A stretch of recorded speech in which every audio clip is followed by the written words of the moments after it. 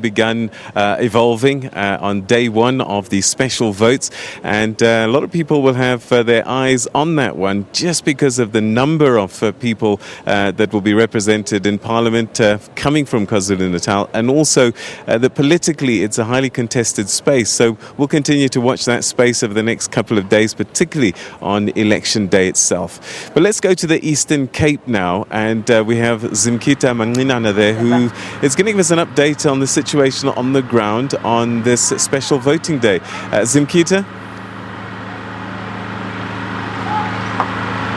Hello, Peter. Well, we are here in Port St. John's, and this is one of the Eastern Cape's hotspots when we are talking about people who have been threatening not to go to the polls because they are not happy about the lack of service delivery in their respective areas. There was a protest that took about 8 months here, which led to a total shutdown of Port St. John's local municipality.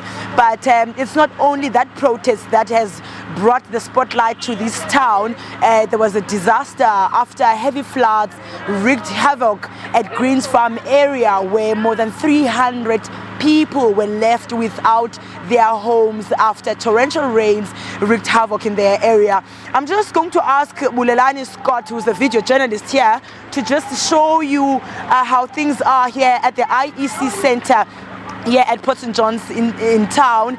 We were told that there were not a lot of people who were registered for special votes today. There was only about 40 people who were expected to go there.